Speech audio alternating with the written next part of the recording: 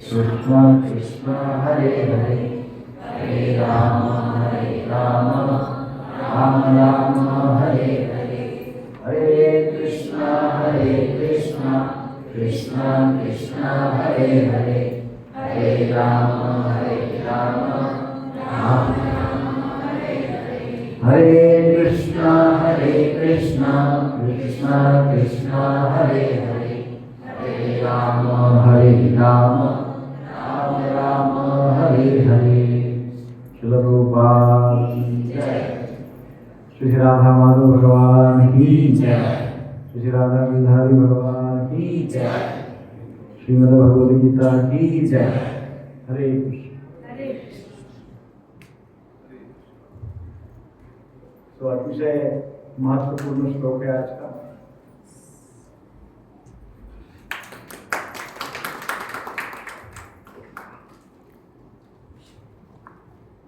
भगवद गीता अध्याय 7 श्लोक संख्या 17। इसका आवाज कम करिए, बाउंस हो रही है।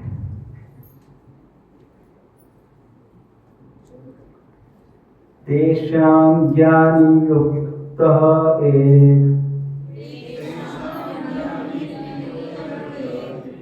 भक्तिर् विशिष्यते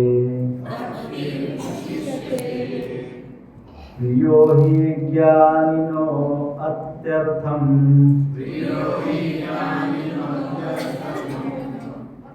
अहं स च मम प्रियः। अनुवाद तात्पर्य श्रील प्रभुपाद जी के द्वारा। श्रील प्रभुपाद की। इनमें से जो परम ज्ञानी है और शुद्ध भक्ति में लगा रहता है वह सर्वश्रेष्ठ है, क्योंकि मैं उसे अत्यंत प्रिय हूं और वह मुझे प्रिय है। तात्पर्य, भौतिक इच्छाओं के समस्त कर्मश से मुक्त, आर्त, जिज्ञासु, धनहीन तथा ज्ञानी ये सब शुद्ध भक्त बन सकते हैं, किंतु इनमें से जो परम सत्य का ज्ञानी है और भौतिक इच्छाओं से मुक्त होता है वही भगवान का शुद्ध भक्त हो पाता है। इन चारों वर्गों में से जो भक्त ज्ञानी है और साथ ही भक्ति में लगा रहता है वह श्री भगवान के कथानुसार सर्वश्रेष्ठ है। ज्ञान की खोज करते रहने से मनुष्य को अनुभूति होती है कि उसका आत्मा उसके भौतिक शरीर से भिन्न है ना। अधिक उन्नति करने पर उसे निर्विशेष ब्रह्म तथा परमात्मा का ज्ञान होता है।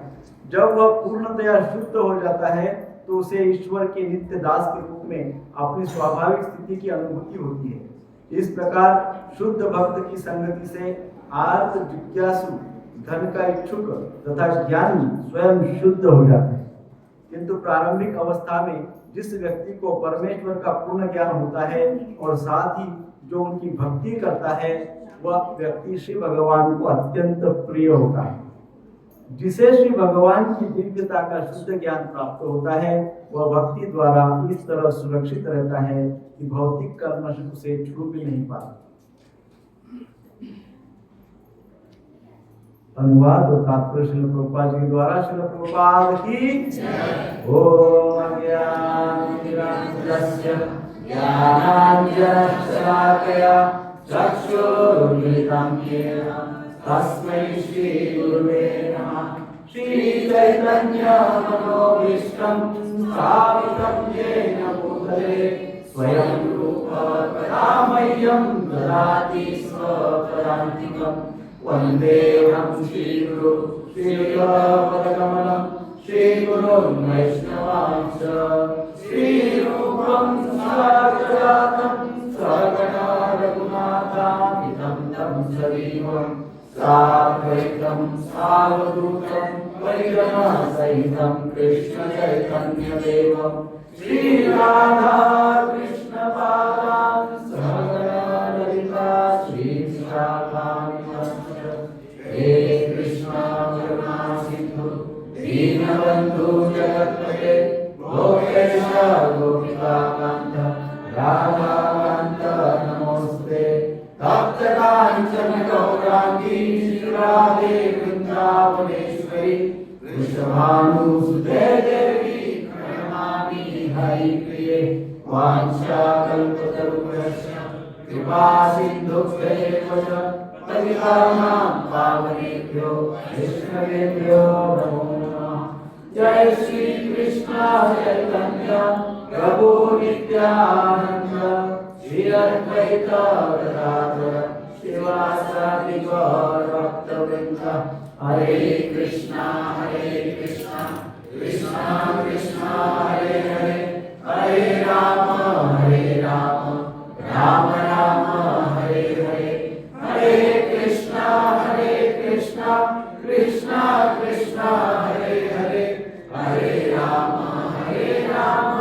राम राम हरे हरे, हरे कृष्णा कृष्णा कृष्णा हरे हरे, हरे राम राम राम हरे हरे।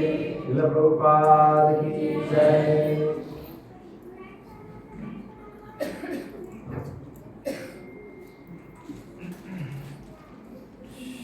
तेषां ज्ञान नित्य युक्तः एक भक्तिर्विशेष्यते प्रियो हि ज्ञानिनो अत्यर्थम अहम सच मम प्रिय।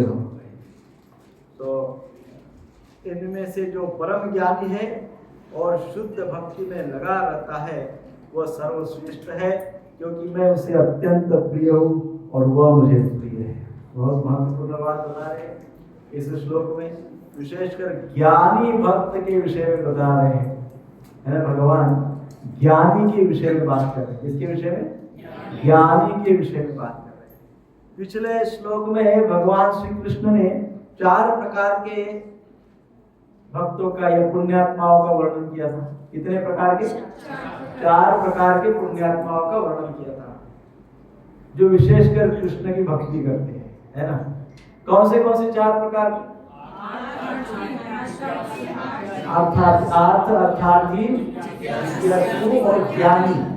तो इसमें भगवान ने कहा था कि ये चारों जो है मेरी शरण ले सकते हैं। क्या कहे थे भगवान ने? ये जो चारों प्रकार के भक्त हैं ये मेरी शरण में आ सकते हैं। और मेरी शरण में कौन नहीं आ सकते? मूढ़ा, नराधमा, माया उपवृत और देन आसुरी भाव आश्रित। ये 4 प्रकार के लोग कभी मेरा शरण नहीं ले सकते, और अर्थार्थ, जिज्ञासु और ज्ञानी मेरा शरण ले सकते।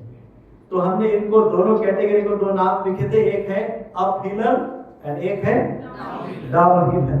एक जो है ऊर्ध्व गति में प्रगति करते हैं और दूसरों की अधोगति हो जाती है। These are the 2 types of people। एक अधोगति को प्राप्त करते हैं, एक ऊर्ध्व अर्थात उत्तम गति को प्राप्त करते हैं। तो जब इस प्रकार से बोला था तो नेचुरली जब कोई व्यक्ति बोलता है ऐसे, कभी कोई व्यक्ति ऐसे बोलते हैं कि भाई मुझे है ना ये 4 लोग बहुत पसंद है, तो सुनने वाले के मन में एक जिज्ञासा आ जाती है। ठीक है, ये 4 लोग आपको पसंद है, लेकिन इसमें से बेस्ट कौन पसंद है? इसमें सबसे ज्यादा पसंद कौन है? ऐसा पूछते हैं ना, तो ये 4 तो ठीक है, सबसे ज्यादा कौन पसंद है आपको? तो भगवान ने इस श्लोक में, पहले श्लोक में बताया 4 मुझे पसंद है। इस श्लोक में बताया कि इन 4 में से सबसे ज्यादा कौन पसंद है, क्योंकि अर्जुन के मन में ये जिज्ञासा हुई थी। पिछले बार जब उन्होंने सुना, अर्जुन के मन में जिज्ञासा हुई थी, 4 तो आपको पसंद है, समझ गया, लेकिन इसमें से दी बेस्ट कौन? अर्जुन के मन में जिज्ञासा हुई, इसलिए भगवान ने फिर ये श्लोक बताया। और इस श्लोक में भगवान ने कहा कि मुझे 4 में से जो प्रिय है, नंबर 1 वो कौन है? ज्ञानी। ज्ञानी मुझे प्रिय। यहाँ पे शब्द आता है ज्ञानिनो अत्यर्थम अहम। तो ज्ञानी जो है वो मुझे अत्यंत प्रिय है। सच मम प्रिय, वो मुझे बहुत प्रिय है जो ज्ञानी है ना। अपना काम तो सरल हो गया प्रभु जी, नहीं करना क्या है? ज्ञानी बनना है ना। ज्ञानी बनना बहुत आसान है ना। डिफिकल्ट है क्या ज्ञानी बनना? हाँ, अच्छा, आपके अनुसार ज्ञानी किसको कहते हैं? ज्ञानी कौन, किसको ज्ञानी, ज्ञानी की क्या व्याख्या है? जो ईश्वर को जान भगवान का जो ईश्वर को जान भगवान का जो चीजों को एज इट इज समझे, जो चीजों को एज इट इज समझे, अनुकूल और प्रतिकूल दोनों स्थिति में एक जैसे रहते और भगवान से ही जुड़े। जो अनुकूल और प्रतिकूल परिस्थिति में एक समान रहते हैं। जीवन भगवान से नित्य कृष्ण दास, जो कृष्ण का दास जैसे गोपियों का दिया था क्या? जो कृष्ण का दास समझता है अपना। उद्धव जी का क्या है? जो शास्त्रोक्त चलता है वो ज्ञान। जो शास्त्रों पे चलता, भक्त, भक्त कौन है? गुरु परंपरा में जो जैसे आपके साथ शनिवार गुरु परंपरा में जो ज्ञान प्राप्त करते हो ज्ञानी। फिर भक्त कौन है? क्या बोल रहे? मया वेशे क्या बोल?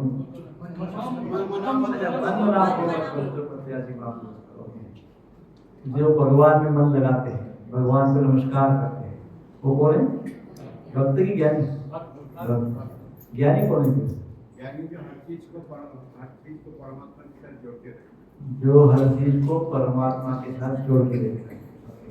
जो कुछ भी हो रहा है वहाँ, जो भी कुछ हो रहा है उसमें भगवान की लीला होती है। जो भी कुछ हो रहा है उसमें भगवान की लीला हो रही है, ऐसा जो समझता है। राग द्वेष मान अपमान सुख दुख जो समान रहते हैं, जो समत्व का भाव, समत्व की दृष्टि रखता है वो ज्ञानी।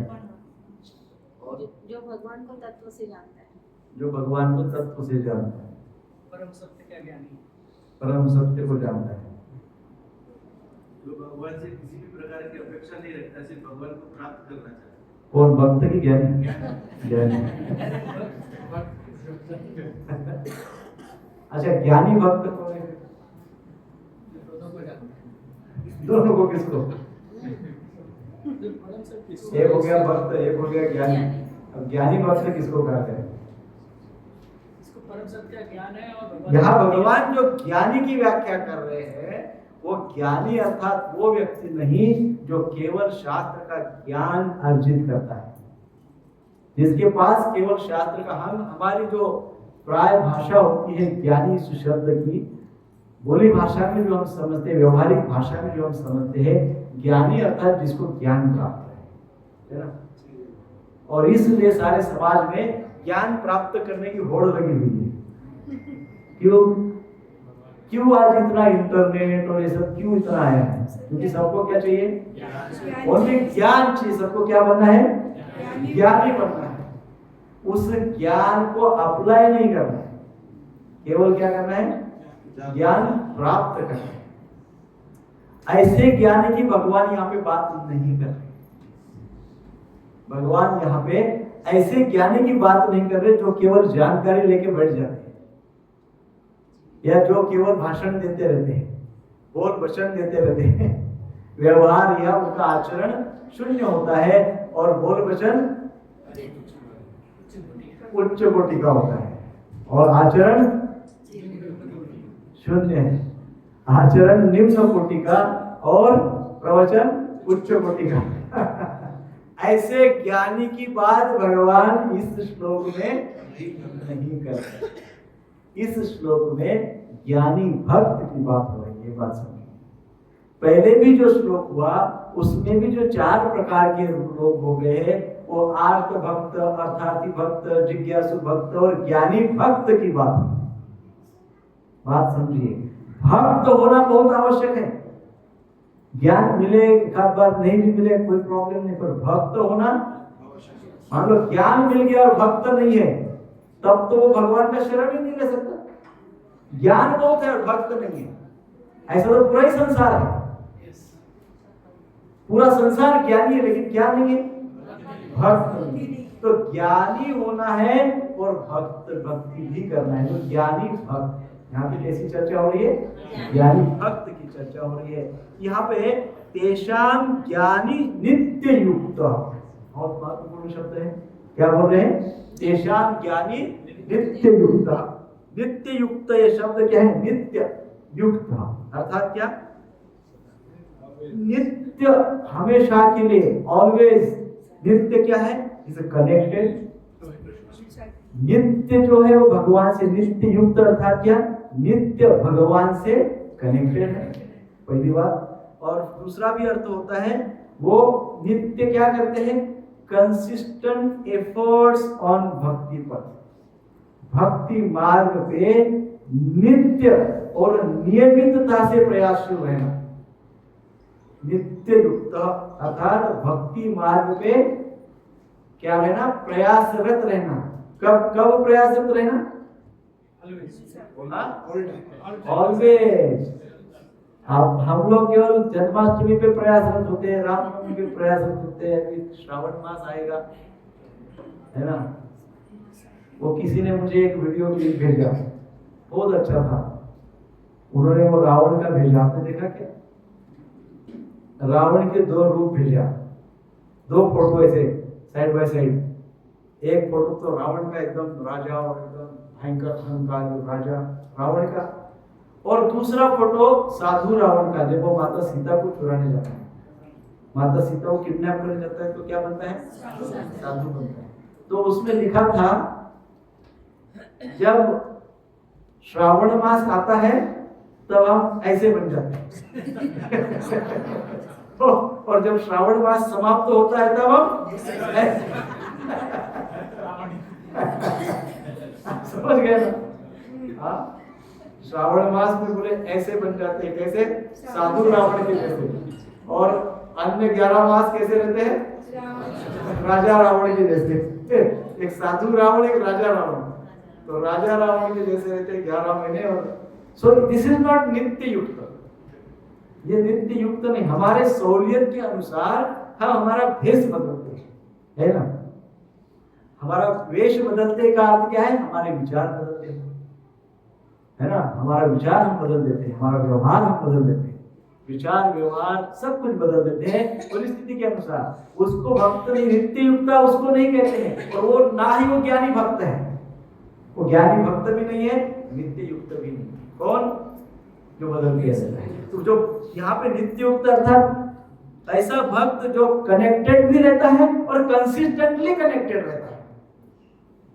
कनेक्टेड ऐसा कभी कभी नहीं, 14वीं का चांद, नित्य कनेक्टेड है, कनेक्टेड ऑलवेज, कंसिस्टेंटली कनेक्टेड भगवान से या भगवान के भक्ति से या भक्ति मार्ग से कंसिस्टेंटली कनेक्टेड। तो यहाँ पे जो बताया गया है तेषाम ज्ञानी नित्य युक्त, वो ज्ञानी कैसा? वो नित्य युक्त ज्ञानी, अर्थात जो भगवान से या भक्ति मार्ग से कंसिस्टेंटली कनेक्टेड है। इसका एक ही शब्द है पूरे वाक्य का, पूरे वाक्य का एक ही शब्द है, वो है डिसिप्लिन। क्या? व्यक्ति के जीवन में यदि अनुशासन नहीं है, डिसिप्लिन नहीं है, तो व्यक्ति का जीवन व्यर्थ है। फिर ना तो वो कनेक्टेड रह सकता है, ना वो कंसिस्टेंट रह सकता है, ना वो भगवान से भगवान के या भक्ति के संपर्क में रह सकता है, और ना ही वो नित्य भक्ति कर सकता है ना? यदि वो डिसिप्लिन नहीं। सो नित्य युक्त अर्थात क्या? बहुत डिसिप्लिन से भक्ति करता है, कंसिस्टेंटली कनेक्टेड है। कुछ भी हो जाए, चाहे संसार इधर का उधर हो जाए, चाहे कोरोना आ जाए, चाहे भूकंप आ जाए, भक्ति से कनेक्टेड है। चाहे कुछ भी हो जाए, भक्ति से कनेक्टेड है। तो उस व्यक्ति को कहा गया है नित्य युक्ता। ऐसे ज्ञानी व्यक्ति को कहा है नित्य युक्ता। फिर और दूसरा शब्द आगे का बहुत महत्वपूर्ण है, तेषाम ज्ञानी नित्य युक्त एक भक्ति विशिष्यते।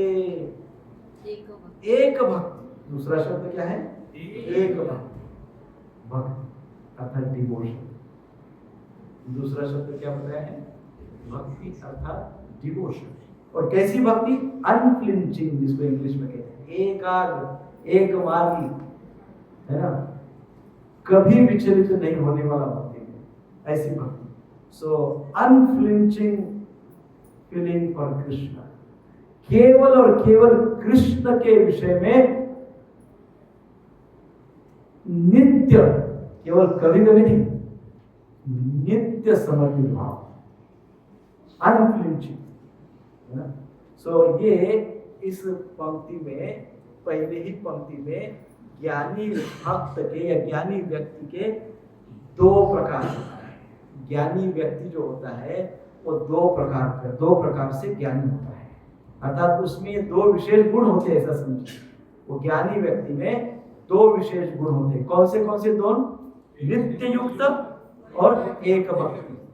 नित्य युक्त अर्थात समझ लीजिए इंग्लिश में सिंपल भाषा में डिसिप्लिन, और एक भक्ति अर्थात डिवोशन।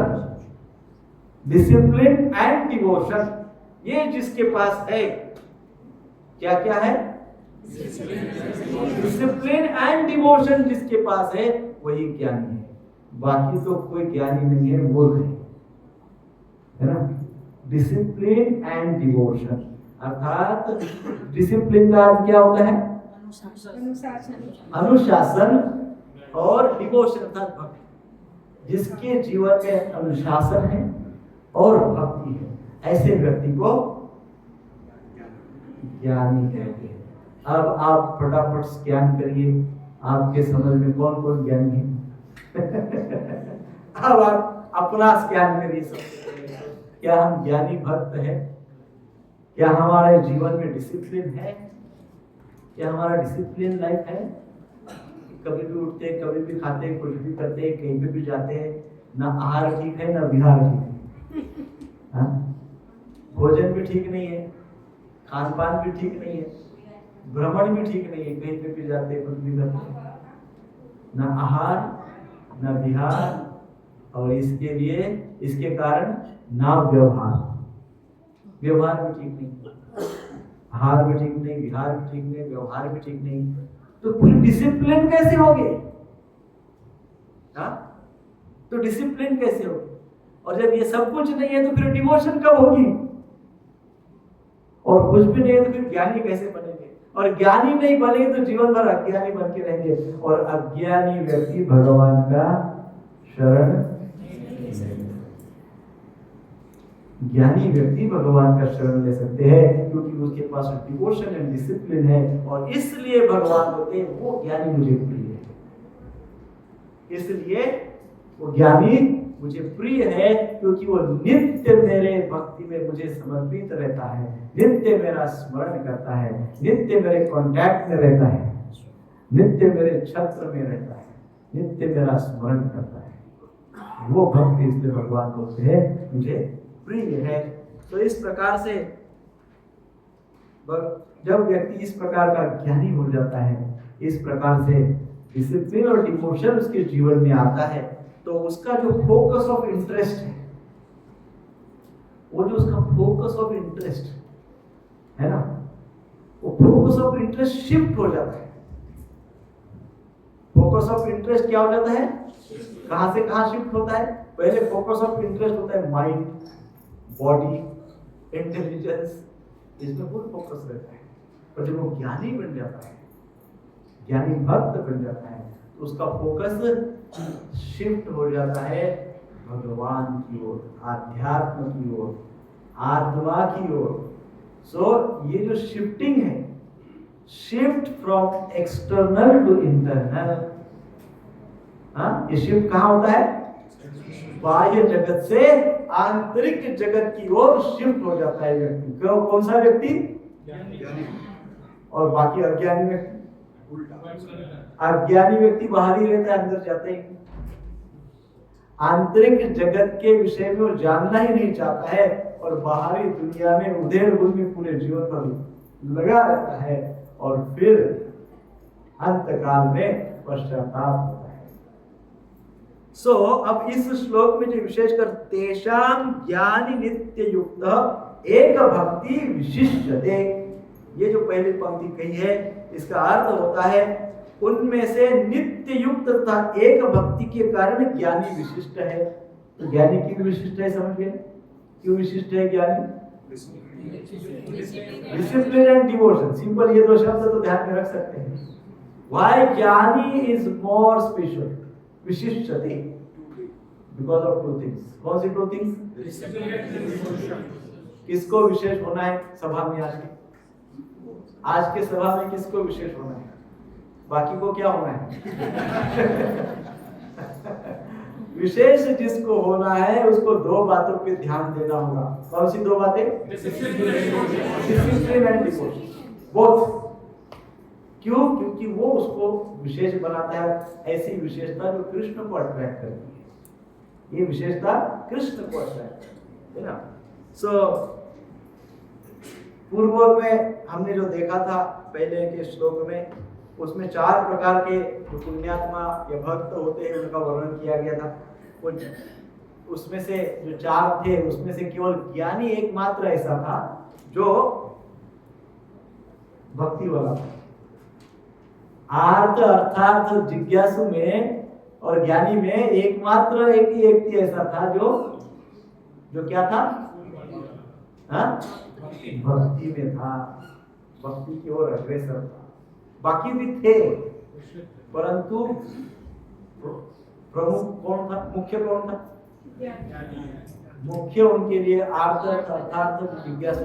सो प्रत्येक व्यक्ति जो 4 प्रकार के होते हैं वो भक्त होते हैं, पुण्यात्मा होते हैं, परंतु ज्ञानी व्यक्ति क्या होता है? जैसा कि इस श्लोक में बताया, नित्य युक्ता और एक भक्त। नित्य युक्ता एक भक्त, इसलिए ये विशेष हुआ था, विशिष्ट है।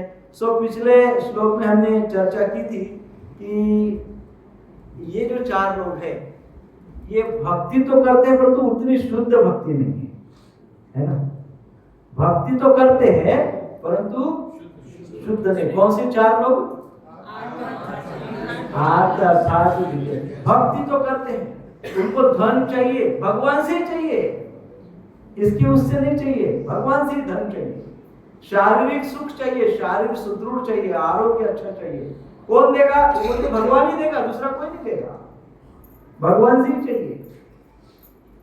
सो that's why they are bhakt. But इसमें जो ज्ञान की विशेषता बताई ज्ञानी भक्त की, ये शुद्ध भक्ति करता है। ज्ञानी भक्त क्या करता है? शुद्ध भक्ति करता है।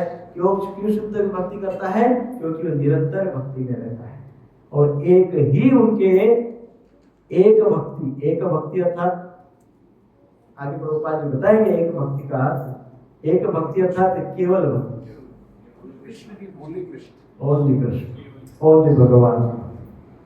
सो यदि ज्ञानी का जो स्तर है, हम अभी इसके पूर्व में भी हमने चर्चा की थी, तो ज्ञानी सबसे उच्च धरातल पर है, परंतु वो ज्ञानी जो ज्ञानी भक्त है।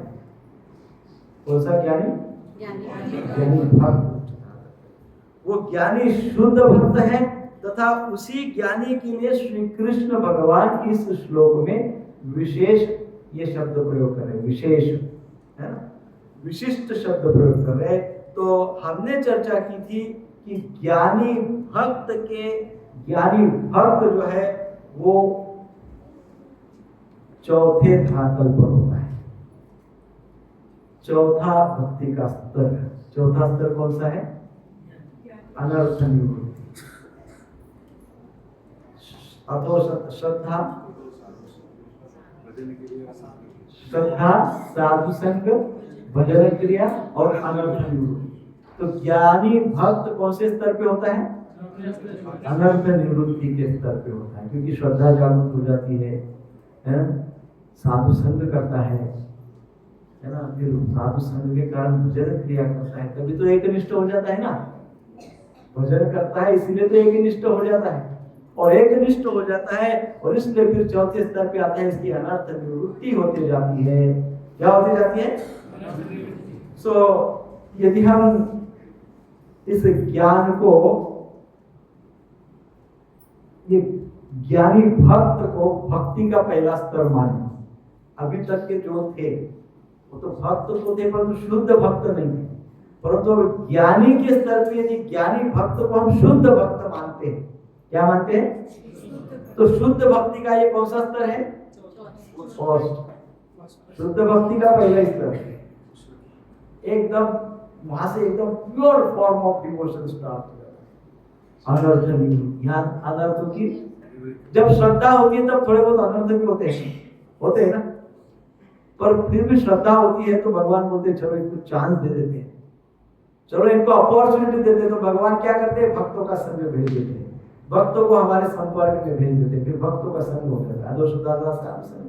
फिर साधु का संग होता है, तो साधु का संग होने से साधु क्या बताते हैं, कैसे धन कमाना ऐसा बताते हैं, कैसा बिजनेस करना, बिजनेस में कैसे सक्सेस होना ऐसा बताते हैं। साधु क्या बताते हैं, भजन क्रिया। साधु भजन क्रिया बताएंगे ना, भोजन क्रिया नहीं, भजन क्रिया। भजन क्रिया बताएंगे, कैसे जप करते हैं, जप करने से क्या लाभ होता है, तो साधु भजन क्रिया बताएंगे। अदो श्रद्धा साधु संग, फिर भजन क्रिया हो जाएगी। जैसी जैसी भजन क्रिया अच्छी होगी अच्छी होगी अच्छी होगी, वैसे वैसे अनर्थ निवृत्ति होती जाएगी। और शुद्ध नाम प्रेम का जब स्तर आएगा तो क्या हो जाएगा, अनर्थ निवृत्ति पूर्ण हो जाएगा, सारे प्रकार के अनर्थों का नाश हो जाएगा और व्यक्ति शुद्ध ज्ञानी भक्त बन जाएगा, है ना। So that is the first stage. परंतु भक्ति का चौथा स्टेज है और शुद्ध भक्ति का पहला स्टेज है। समझ गए कि नहीं, क्या समझ गए?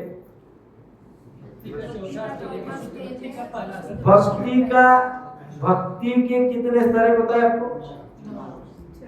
कौन से बताइए?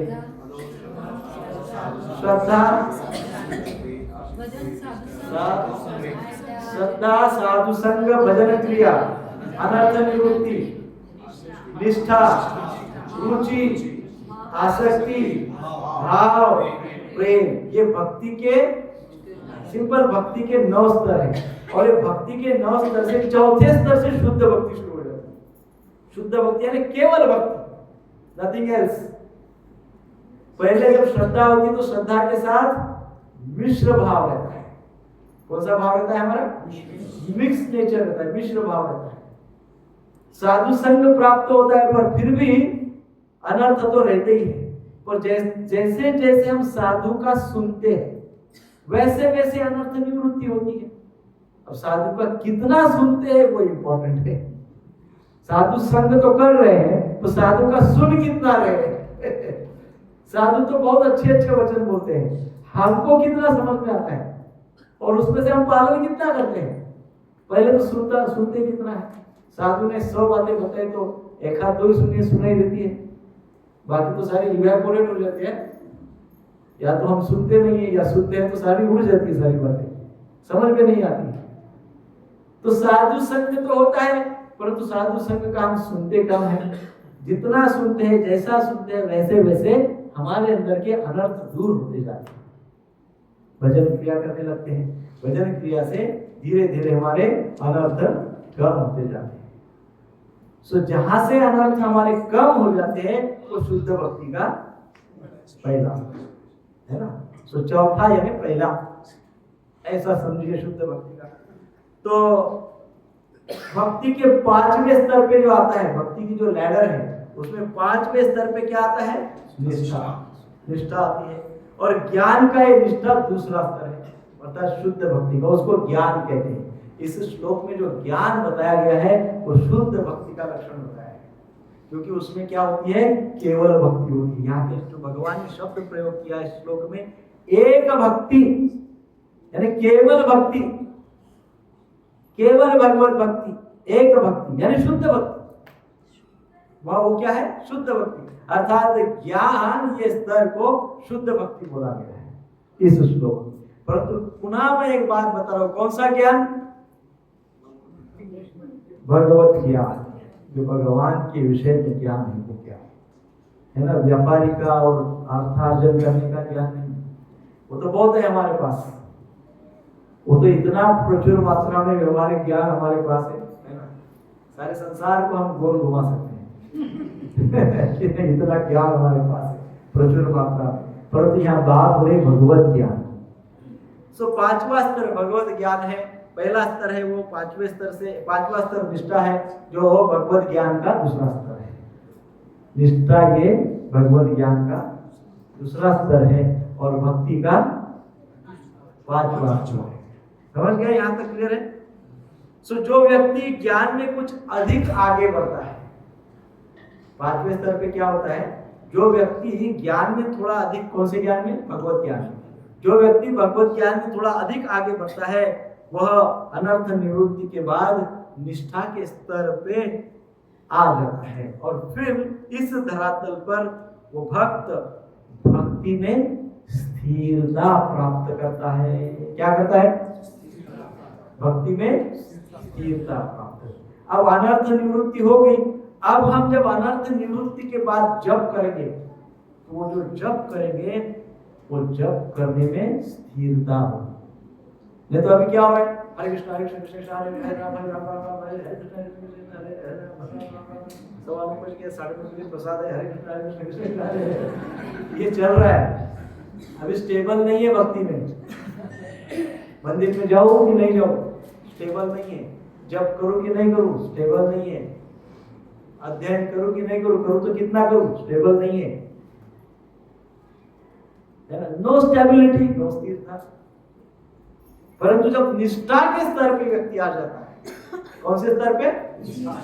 निष्ठा के स्तर पे। ज्ञानी का दूसरा स्तर है, नेक्स्ट लेवल। ज्ञानी का नेक्स्ट लेवल का दूसरा स्तर है। सो ज्ञान के दूसरे स्तर पे जब व्यक्ति आ जाता है तब वो क्या करता है? भक्ति में उसकी स्थिरता होती है। Stability in devotion, stability in devotion. भक्ति में वो स्थिर होते जाता है। अभी तक कैसा है? टाइम मिला तो भक्ति करेगा, नहीं टाइम मिला तो भक्ति भूल जाएगा, है ना। सो इस प्रकार से सो उसके आगे का जो स्तर है अर्थात छठवां स्तर, 6th लेवल, छठवां स्तर, ये ज्ञानी का तीसरा स्तर है। ये क्या है? रुचि, टेस्ट, है ना। ये ज्ञानी का तीसरा स्तर है, रुचि। अब जो व्यक्ति ज्ञान में और आगे प्रगति करता है, भगवत ज्ञान में और आगे प्रगति करता है, वह निष्ठा से भी ऊपर उठता है। निष्ठा से ऊपर उठकर रुचि के स्तर पे आता है, टेस्ट के स्तर पे आता है। और इस धरातल पर फिर वो क्या करता है? भक्ति के संपूर्ण विधि का पालन करता है। क्या करता है? भक्ति के संपूर्ण विधि का पालन करता है। भक्ति की विधि क्या है? 4 नियमों का पालन करना, रोज 16 माला जप करना, एकादशी के दिन 25 माला जप करना, अपने व्यवहार को शुद्ध रखना, जीव दया, नाम रुचि, जीव दया और साधु संग, 3 चीजों को अपनाना। ये क्या है? ये विशेषकर भक्ति की विधि है, भक्ति करने की विधि है। सो विधि को वो अच्छे से पालन करते हुए उस विधि के प्रति रुचि, टेस्ट डेवलप करता है। भक्ति के प्रति क्या करता है? टेस्ट डेवलप करता है, रुचि के स्तर पर। सो इसका अर्थ है यदि वो 24/7 24 घंटा मान लो भगवान के नाम का जप करे, या 24 घंटा वो मान लो भगवान का कीर्तन सुनता है, एक ही ट्यून बोलो। हम जब कीर्तन मेले में जाते हैं, बहुत अच्छे गायक गाते हैं, भक्त भजन गाते, कीर्तन करते, 10-15 मिनट मान लो एक ही ट्यून गाए, हमको क्या होता है? ऐसा करने लगते, उबासी देने लगते। एक ही ट्यून, कोई तो 72 होते बहुत बड़े, जोर से आते हैं, वो बांटते हैं एकदम। क्यों? क्या हो रहा है? भगवान का कीर्तन चल रहा है, क्या हो रहा है? बोर हो रहा है उसको, बोर हो रहा है। एक भक्त आते थे पहले अपनी क्लास में, पता नहीं मुझे बरोबर मालूम पड़ता था, पहले घड़ी नहीं होती थी वहां, मुझे बरोबर मालूम पड़ता सभा सुधर गए।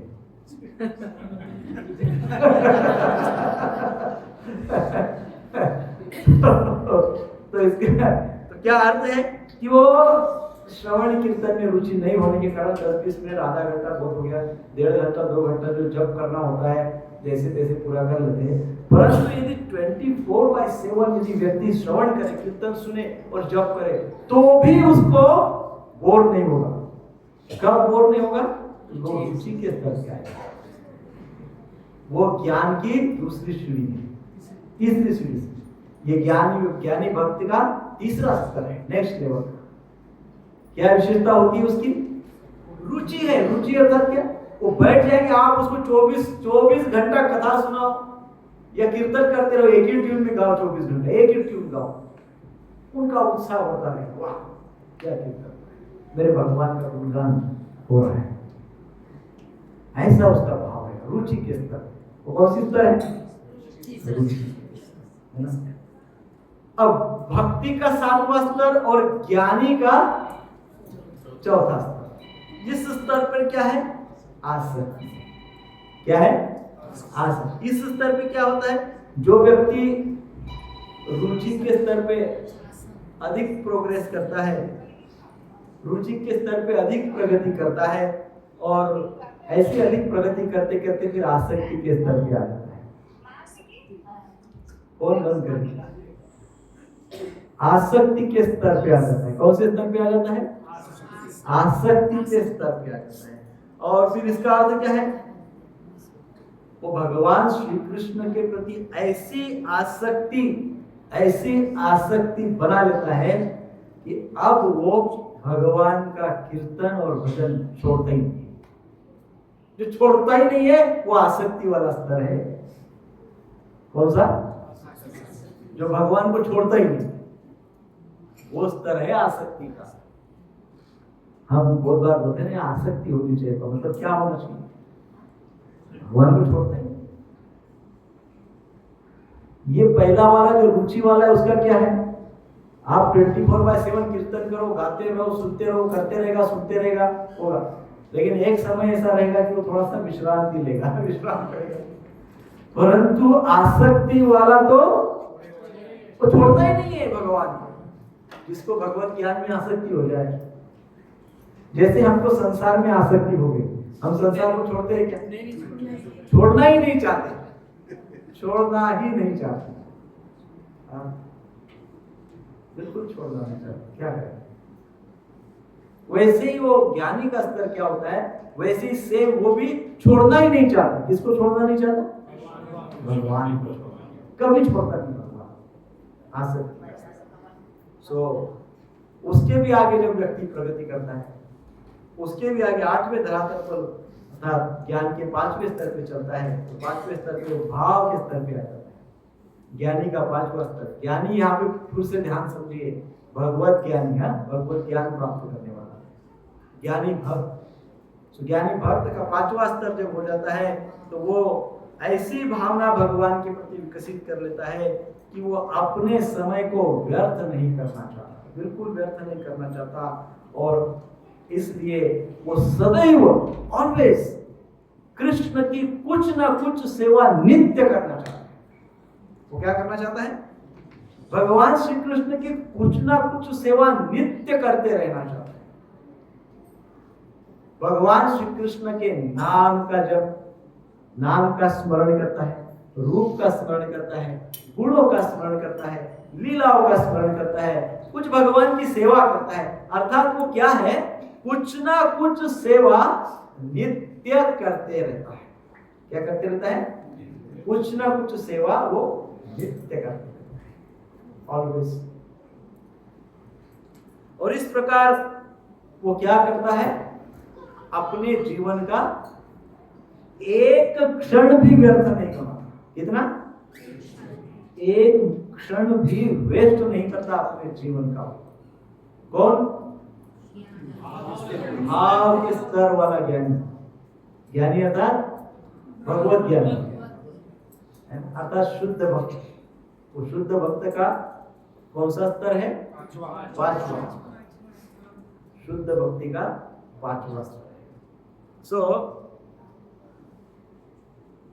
इस प्रकार से वो व्यर्थ नहीं जाने देता। और फिर 6वें धरातल पर जो है वह प्रेम, और प्रेम ये सर्वोच्च स्तर है। वहां सर्वोच्च उन्नति व्यक्ति करता है। भगवान श्री कृष्ण के प्रति प्रचंड आसक्ति और प्रेम विकसित कर लेता है, और नित्य 24/7। देखो पहला क्या है? रुचि, आसक्ति, भाव और प्रेम। आसक्ति में क्या होता है?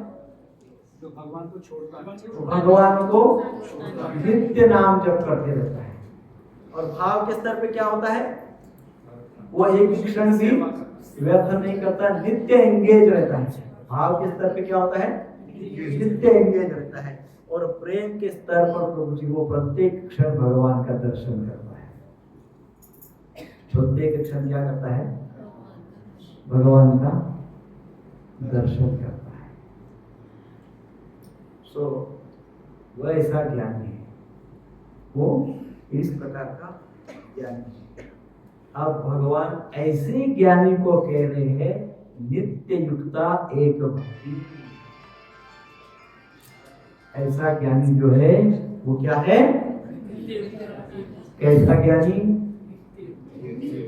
जो अभी हमने चर्चा किया, ज्ञानी का सर्वोच्च स्तर, भगवत भक्ति का सर्वोच्च स्तर, शुद्ध भक्ति का सर्वोच्च स्तर, इस प्रकार से उस स्तर पे आता है और ऐसा व्यक्ति नित्य युक्ता होता है। से गुरुवाष्टकम में वर्णन आता है, तीसरे श्लोक में क्या कहा गया है? श्री विग्रहाराधन नित्य नाना श्रृंगार तन्मंदिर मार्जनादो युतस्य भक्तिस्य निजतोपि भले गुरु श्री चरणारविंदम। यहाँ पे कहा गया है कि वो शुद्ध भक्त अर्थात गुरुदेव कृष्ण के अर्च विग्रह की पूजा तथा श्रृंगार के कार्यों में नित्य युक्त रहते हैं। क्या रहते हैं? उस गुरुवाष्टकम के तीसरा श्लोक पढ़ लेता हूँ। नित्य युक्त है, ये नित्य युक्त रहते हैं। इसलिए ये कौन है? शुद्ध भक्त है, भगवत ज्ञानी है, शुद्ध भक्त है। और इसलिए वे शुद्ध भक्त है, नित्य युक्त है, भगवान के अर्च विग्रह का नित्य पूजन करते हैं, उच्च स्तर पे जाते हैं। और इसलिए वो क्या करते हैं? क्योंकि वो नित्य युक्त है, इसलिए उनके जो अनुयायी शिष्यगण हैं उनको भी वो नित्य युक्त बना देते हैं। हाँ, उनको भी वो नित्य युक्त बना देते हैं। और ऐसे गुरुदेव के चरणों में मैं सादर प्रणाम करता हूँ। ऐसा अर्थ है।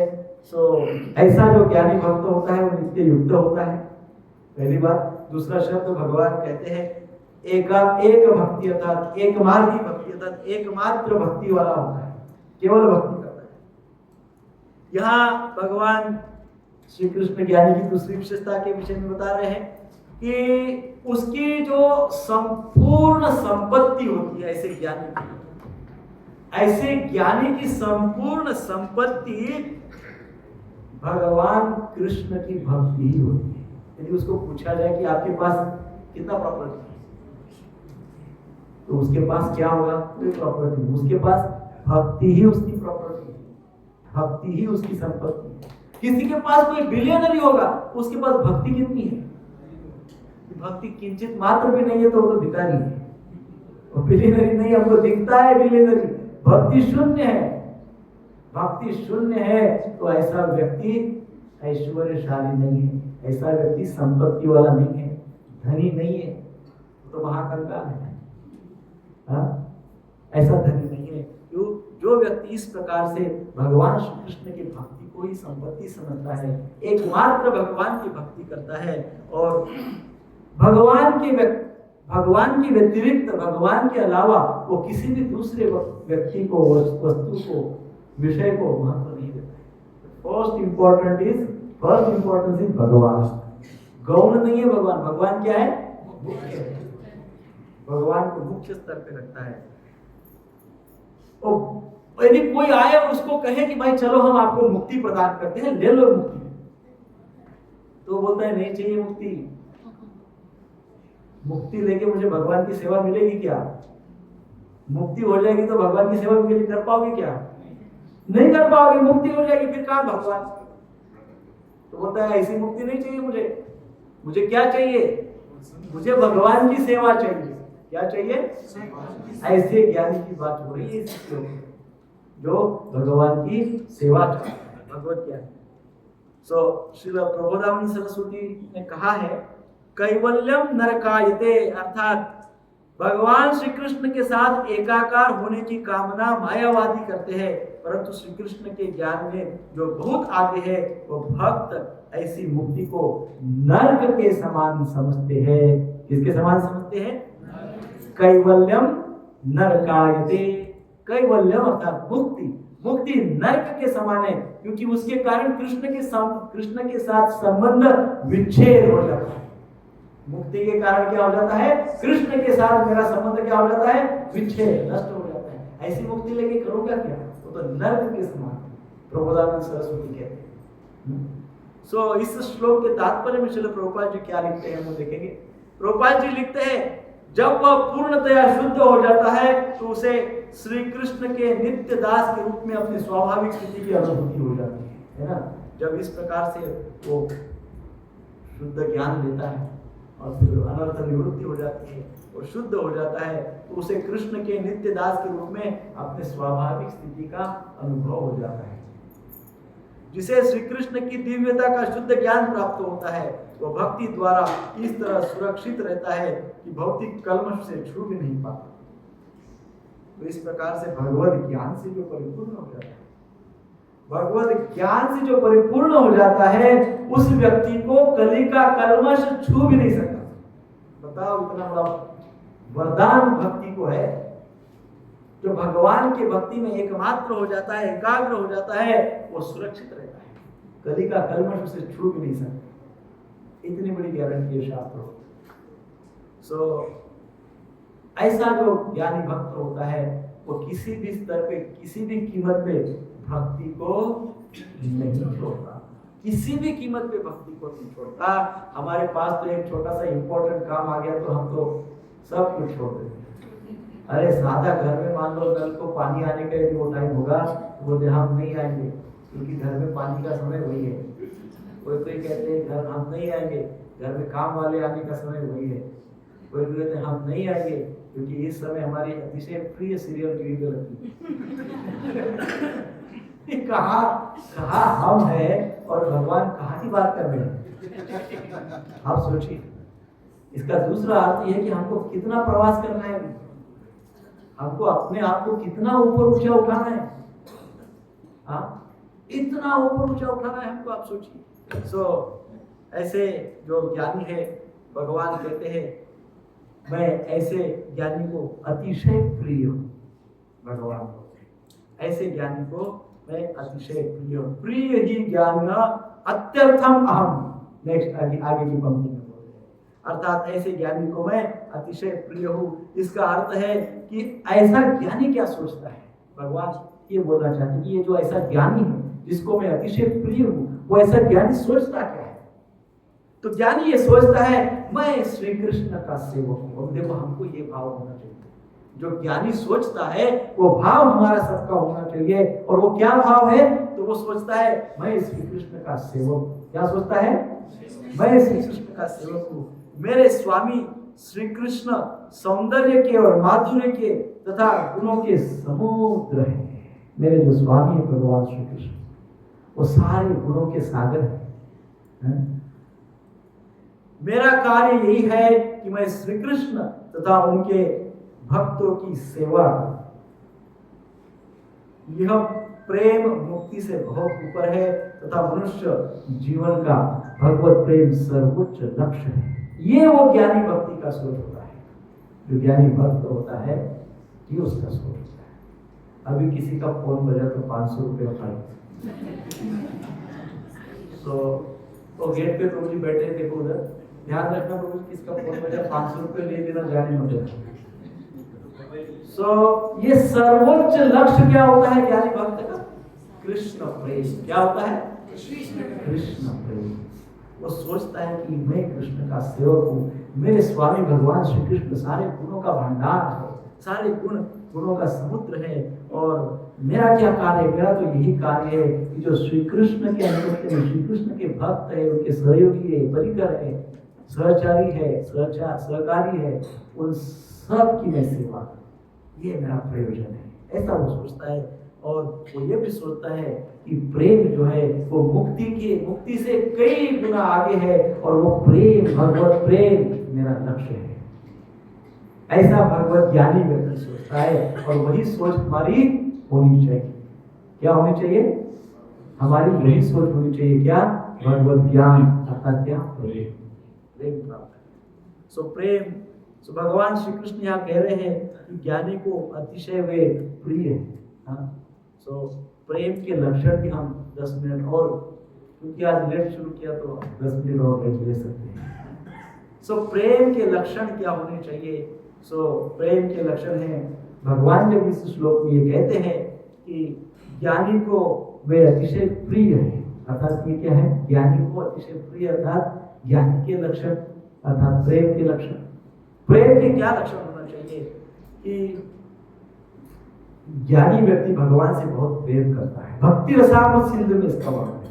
भक्ति रसामृत सिंधु में कहा गया है कि प्रेम के लक्षणों में पहला कहा गया है नृत्य करना।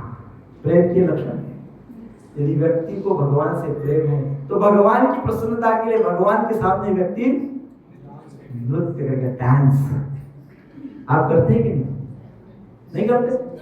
अरे मंदिर में कीर्तन होता है तो कीर्तन नृत्य करना चाहिए ना? हाँ, नृत्य करना चाहिए। ये नृत्य भगवान की प्रसन्नता के लिए नृत्य करना, ये प्रेम का लक्षण है, भगवत प्रेम का लक्षण। बहुत लोग मंदिर में आते हैं, हमने देखा वो उधर सुंदर बढ़िया कीर्तन चलता रहता है और खूब भक्त लोग नृत्य करते हैं, वो बड़े शर्माते हैं, कैसे नाच रही है। वो धीरे धीरे पीछे पीछे पीछे पीछे जाके एकदम पीछे चले जाते हैं और फिर भी उनको डर लगता है, सब कुछ होता है और फिर बाहर होटले पे आके बैठ जाते हैं। परंतु भक्ति रसामृत सिंधु में कहा गया कि प्रेम के लक्षण क्या है? प्रेम का पहला लक्षण है नृत्य करना।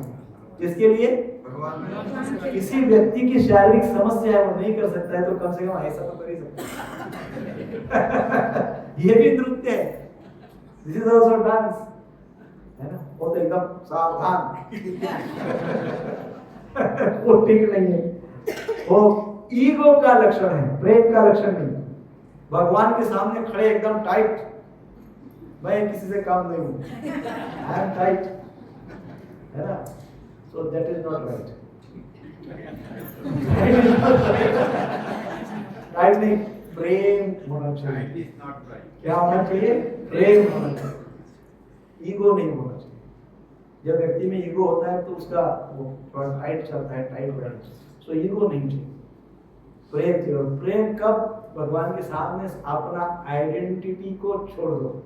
हम लोग क्यों भगवान के सामने नृत्य नहीं करते? जो भी लोग नहीं करते हैं, पहले तो हम आते थे संडे फीस्ट के लिए, दिन भर यहाँ पे मंदिर में रहते थे, तो हम केवल दोपहर में 2 घंटा डांस के लिए वेट करते थे। जो दोपहर का समय आरती होती थी, उस समय दोपहर की 12 बजे वो बहुत देर तक चलती थी और हम प्रतीक्षा करते थे कि खूब नाचेंगे, और उसके बाद फिर 1 घंटे के बाद प्रसाद ही होता है। तो ये पूरा नृत्य करते थे भगवान की प्रसन्नता के लिए। उसमें व्यक्ति को अपने आइडेंटिटी का प्रॉब्लम रहता है, सोचता है मैं अमुक हूँ, मैं तमुक हूँ, मैं बॉस हूँ, मैं ये हूँ, मैं वो हूँ, मैं क्या नाचूंगा, ऐसा सोचता है वो। लेकिन भगवान के सामने नाचना चाहिए, वो प्रेम का लक्षण है। और दूसरा है भूमि पर लौटना, जिसे हम साष्टांग दंडवत प्रणाम करते हैं। अष्ट अंग हम भूमि को स्पर्श करते हैं, दंडवत प्रणाम करते हैं, वो प्रेम का लक्षण है। दंडवत प्रणाम का अर्थ है कि हमारी सारी क्रिएटिव एनर्जी, इंटेलेक्चुअल एनर्जी, सारे प्रकार की जो शक्तियां हैं, बौद्धिक शक्ति, मानसिक शक्ति, क्रय शक्ति, क्रिया करने की शक्ति, व्हाटएवर एनर्जीज वी हैव, वो पूरे संपूर्ण एनर्जी के साथ 100% भगवान को समर्पित। उसको कहते हैं साष्टांग सह अष्ट अंग या संपूर्ण। तो सारी शक्तियों के साथ हम भगवान को समर्पित है, ऐसा हम कहते हैं। हमको कोई गर्व नहीं है हमारी शक्तियों का, ना हमारी क्रिया शक्ति, क्रय शक्ति पे गर्व है, ना हमारी बुद्धि पे है, ना हमारे किसी भी प्रकार से मानसिक शक्ति पे हमको कोई गर्व है। हम सरेंडर है ना? ये भी प्रेम का लक्षण है। उच्च स्वर में गाना, है ना? सो गाना, बहुत बार मंदिर में कीर्तन चलते रहता है जोर जोर से, और लोग केवल सुनते हैं, वो फॉलो करते ही नहीं। पीछे गाना होता है सबको, वो केवल बस खड़े रहते हैं, गाते ही नहीं। गाना चाहिए, वो गाना भी उच्च स्वर में गाना भी प्रेम का लक्षण है, ये भी प्रेम का लक्षण है। सो इस प्रकार से अन्यों की उपस्थिति की परवाह न करना और किसी भी प्रकार की कोई भी हिचकिचाहट के बिना खूब भगवान की प्रशंसा करना, ग्लोरिफिकेशन करना, भक्तों की और भगवान का ग्लोरिफिकेशन करना, ये प्रेम का लक्षण है। अब प्रेम पूर्ण घटनाओं का कुछ हम उदाहरण देखते हैं शास्त्रों से। कुछ घटना, शिव जी का कृष्ण प्रेम देखो। शिव जी को भगवान श्री कृष्ण के प्रति बहुत प्रेम है, बहुत प्रेम करते हैं भगवान श्री कृष्ण से। इस समय जब शिव जी वृंदावन गए और उनको भगवान की रास लीला का दर्शन करने का बड़ा ही भाव हो गया, उत्कट भाव हो गया, मुझे भगवान की रास लीला में जाना है। लेकिन भगवान की रास लीला में जाने के लिए एंट्री सबको थोड़ी मिली, शिव जी को भी एंट्री नहीं थी। शिव जी ने प्रयास किया, बोले नो एंट्री, जाओ। फिर उनको बताया गया कि यहाँ तो आपको गोपी भाव में ही जाना पड़ेगा, गोपी भाव का समर्पित भाव, तो आपको गोपी बनना पड़ेगा। शिव जी बोले कोई बात नहीं, मुझे कृष्ण का दर्शन चाहिए, गोपी बन जाऊंगा। तो इसलिए आपने वृंदावन कभी गए होंगे, वहां पे बहुत प्रसिद्ध मंदिर है गोपेश्वर महादेव, तो गोपी बन गए। गोपी तो बन गए, अंदर तो गए रास स्थल पे तो गए, डांस तो नहीं आता, इनको तो केवल तांडव ही आता है ये तो केवल तांडव करते, तो अंदर जाके तांडव थोड़ी चलेगा रास लीला में। वहां तो रास हो रहा है, सुंदर मधुर नृत्य हो रहा है, वहां तांडव नहीं चलेगा। अब क्या करेंगे? जैसे ही कृष्ण के मुख का दर्शन किया, शिव जी ने जैसे ही कृष्ण के मुख का दर्शन किया, अपने आप डांसिंग शुरू हो गया, नृत्य शुरू हो गया, और वो बहुत सुंदर रास नृत्य करने लगे भगवान कृष्ण का दर्शन करते से। तो ये होता है प्रेम का लक्षण। जैसे ही गिरधारी जी का आपने दर्शन किया, मन में भाव क्या आना चाहिए? उनके लिए नृत्य। जैसे शिव जी को आया, शिव जी को भाव आया, जैसे ही उन्होंने भगवान का मुख का दर्शन, मुख कमल देखा, भगवान का दर्शन किया, और तुरंत वो नृत्य कर दिया। ये शिव जी के जैसे महान जो देवता है भगवान शिव, वो इस प्रकार से दर्शन करते हैं। अक्रूर जी, प्रेम का दूसरा लक्षण। अक्रूर जी ने क्या किया? अक्रूर जी के हृदय में भगवान श्री कृष्ण का बहुत भक्ति, उनके हृदय में इतना अधिक प्रेम था कि जब वे जिस समय वो भगवान को लेने के लिए, आपको पता है कथा सब पता है, मैं भागवत की कथा नहीं करूंगा, जिस समय वो वृंदावन गए कृष्ण को लेने के लिए, तो उन्होंने भगवान के रास्ते पे भगवान के चरण चिन्ह देखे। चरण चिन्ह देखते से ही उस समय वो उनके हृदय में चरण चिन्ह देखते से ही वहां पे लोटांगन करने का भाव। क्या करने का? क्या बोलते हैं उसको हिंदी में? लौटने का, लोटपोट करने का भाव। तो चरण देखते से ही वहां पे लोटपोट करने लगे, लोटांगन। तो ये भी क्या है?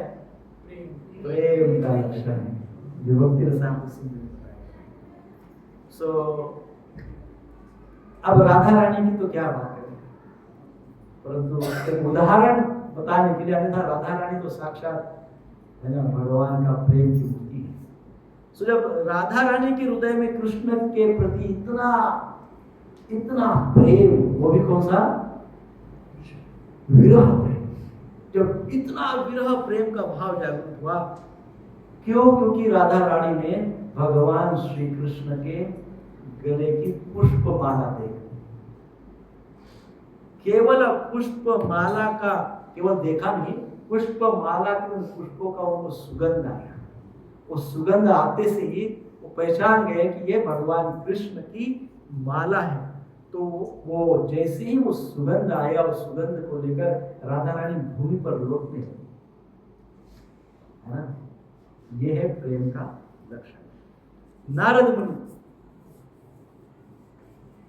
एक बार भगवान कृष्ण का नाम लेने लगे। नारद मुनि इतना नाम लेने लगे, इतना नाम, और नाम लेने में भाव विभोर, इतने भाव विभोर हो गए, इतने भाव विभोर हो गए, और बड़े ऊंचे स्वर में वो कीर्तन करने लगे।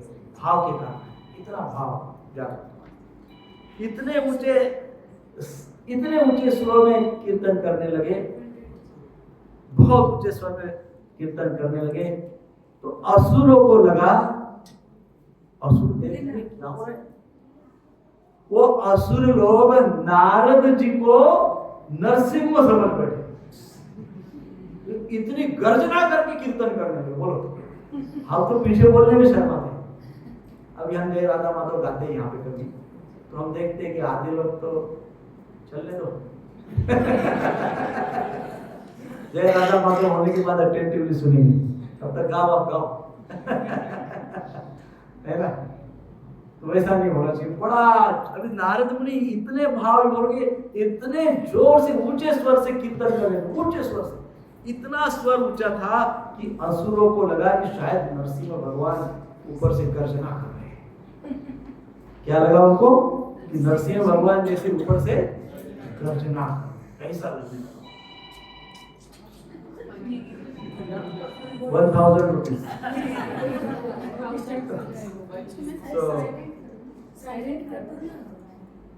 अब जब नरसिंह भगवान गर्जना करेंगे तो क्या होगा? हाँ? सारे असुरगण यहाँ वहां भागने लगे, असुरगण भागने लगे। तो जब प्रेम का लक्षण हमारे अंदर जागृत होता है तो हमारे अंदर के असुर भागने लगते।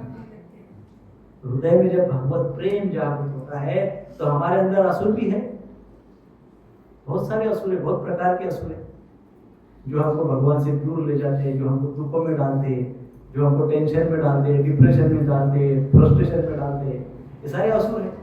तो जैसे ही नाम लेते हैं, भगवान का नाम उच्च स्वर में लेते हैं, तो नारद जी ने जैसे नाम लिया और असुर भाग गए नरसिंह समझकर, वैसे ही हमारे अंदर के भी सारे असुर भाग सकते हैं जब हम नाम बड़े उच्चारण से जोर से करते हैं।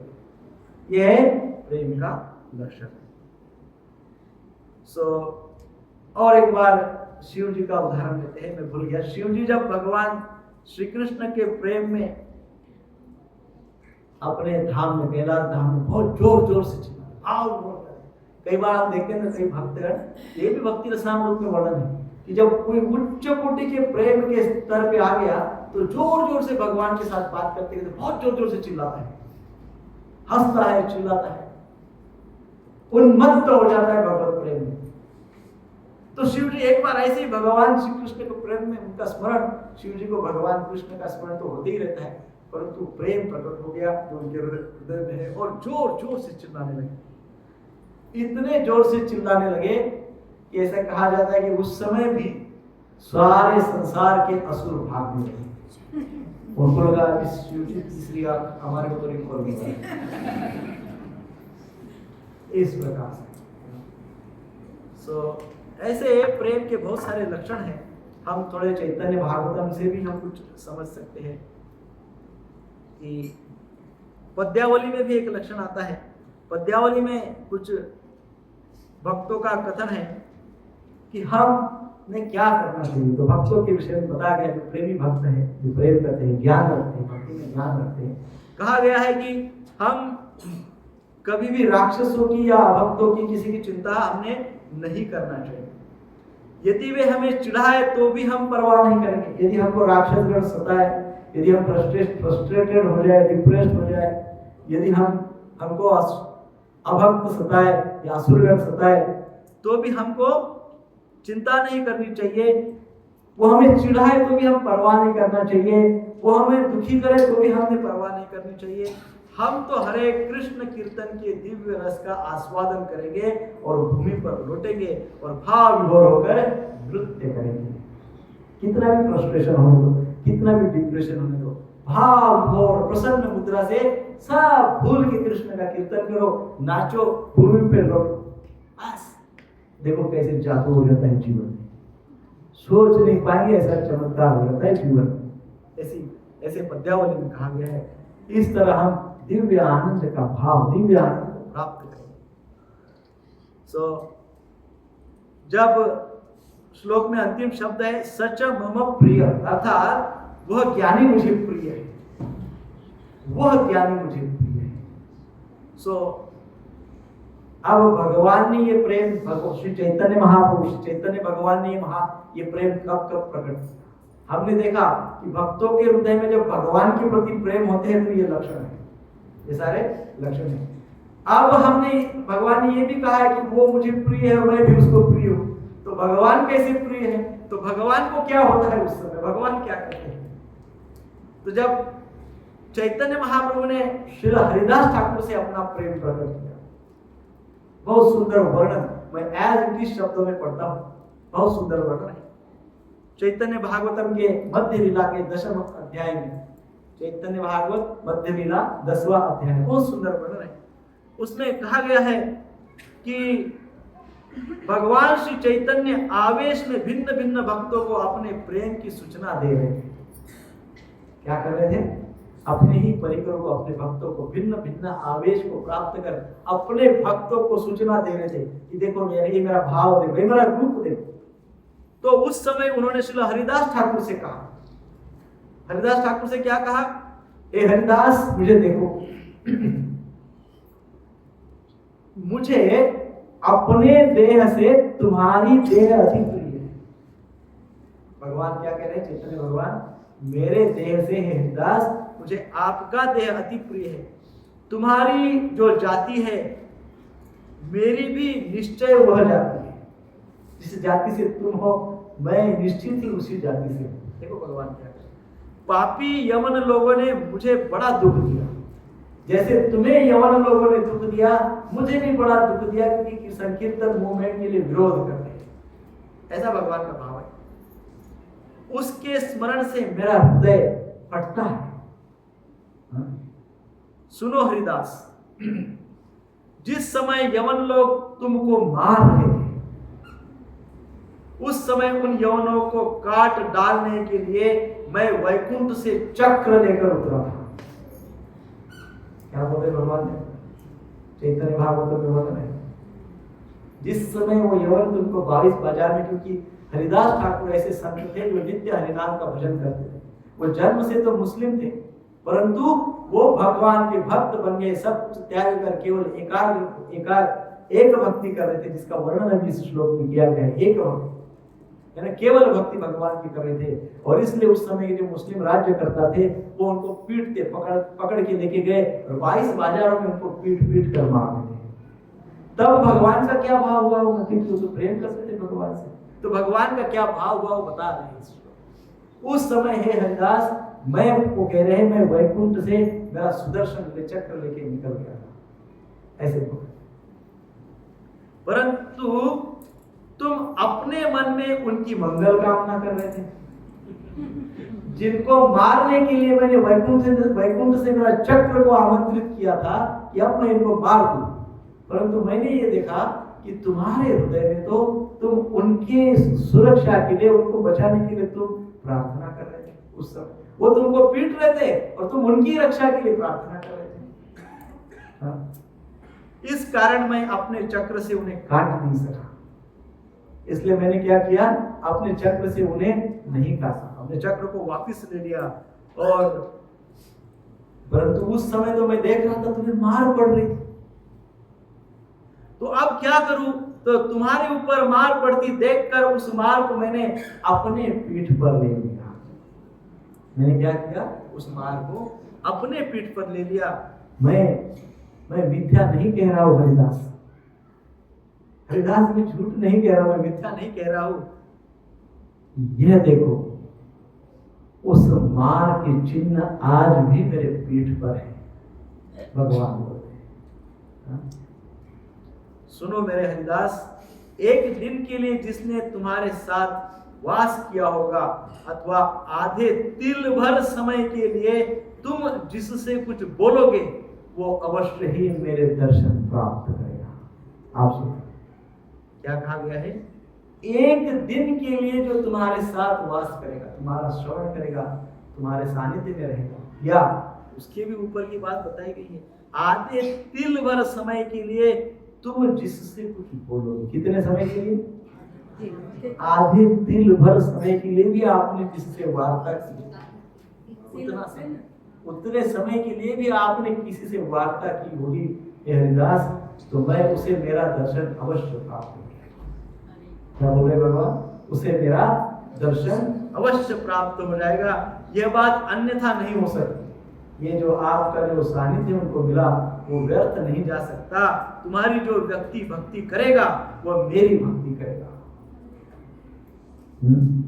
मैं निरंतर तुम्हारे शरीर में अवस्थित हूं। तुमने सभी समय के लिए मुझे अपने हृदय में बांध दिया है। ये देखो, भगवान इस प्रकार से, जब भक्त भगवान से प्रेम करते हैं तो भगवान भक्तों से कैसा प्रेम करते हैं, तो ये उदाहरण है, ऐसा भगवान भक्त से प्रेम करते हैं। फिर चैतन्य भागवतम के दूसरे मध्य लीला के 90वें अध्याय में भी वर्णन आता है कि श्री चैतन्य महाप्रभु अपने ईश्वरी भाव में अपने भिन्न भिन्न भक्तों से बात करते हैं। और वो फिर एक लीला एक भक्तों से कह रहे हैं, उनको भगवत आवेश आ गया। महाप्रभु भगवत भाव में आ गए, भगवान के भाव में आ गए। और भगवान के भाव में आकर क्या मांग रहे हैं भक्तों से? भगवान के भाव में आकर मांग रहे, मुझे खाने को दो। क्या कह रहे चैतन्य महाप्रभु? मुझे खाने को दो। ऐसा कहकर साक्षात भगवान भक्तों के सामने अपने हाथ फैला के खाने को मांग, हाथ फैला। यह देखकर भक्तों की क्या अवस्था हुई? यह देखकर तो सारे भक्त भगवान के हाथ में अपने द्वारा भोजन रखने के लिए होड़ लग गई। भक्तों कितने भक्त भगवान के हाथ में कुछ कुछ ला के देने लगे। जो जैसा कुछ भी देता भगवान के हाथ में, भगवान खा लेते। जो भी हाथ में देते भगवान श्री चैतन्य उसको खा लेते। कोई केला देते, कोई मूंग दाल देते, कोई दही देते, कोई खीर देते, कोई मक्खन देते, कोई दूध देता। सभी वस्तुएं भगवान, साक्षात भगवान अपने हाथों में लेकर खा लेते थे। क्योंकि उस समय भक्त जो भी देते थे, दे रहे थे, वो निष्कपट भाव से दे रहे थे।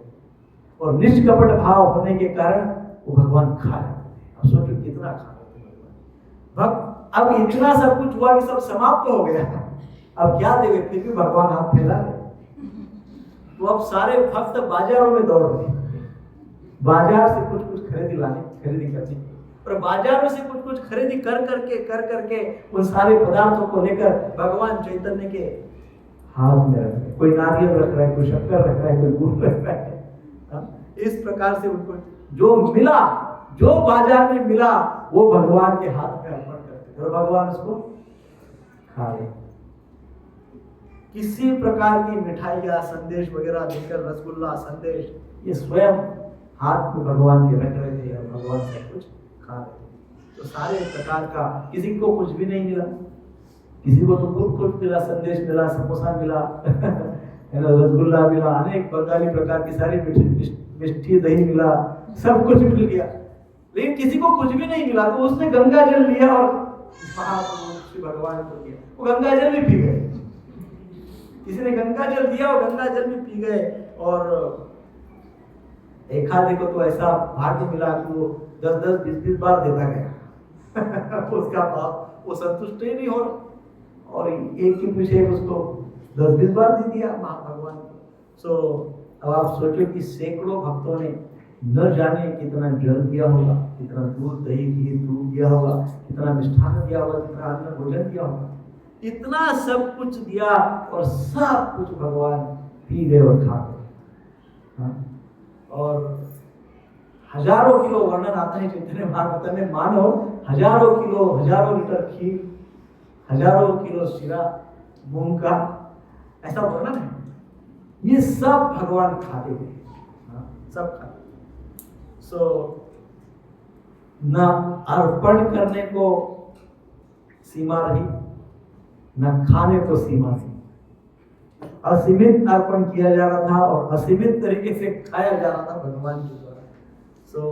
और विशेषकर भगवान बड़े संतुष्ट होकर भक्तों के हाथ से दिए हुए वस्तु को खा रहे थे, बड़े संतुष्ट होकर खाने लगे। और उसके बाद फिर भगवान ने सबको बैठाया, खाने का प्रोग्राम हो गया, और फिर सबको सबके जन्म और कर्म के विषय में बताने लगे। सबको सबके जन्म और कर्म के विषय में बताने लगे। तो हमको इस लीला से पता चलता है कि भगवान अपने भक्तों से कितना प्रेम करते हैं। भक्त भगवान से कितने प्रेम करती है तो हमने देखा, सब उदाहरण देखा।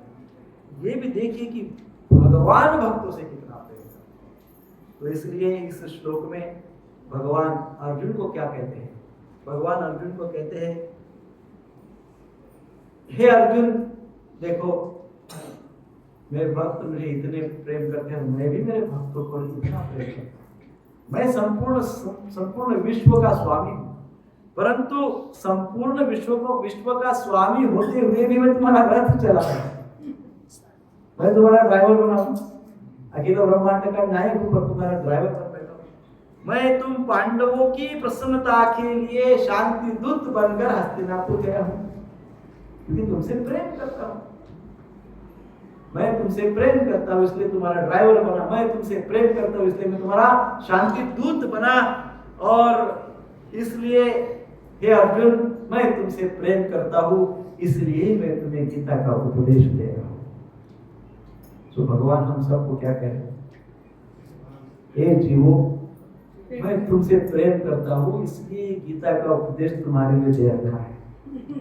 अब अतः हे अर्जुन तुम मेरे भक्त बनो, अतः हे जीवो तुम मेरे इतना प्रेम मैं करता हूं, तुम भी मेरे से उतना प्रेम करो, भक्ति करो। हरे कृष्णा कृष्णा कृष्णा हरे राम राम राम हरे। शुरुआत की जय। 1 मिनट में देखो पॉइंट बताइए, रिवीजन।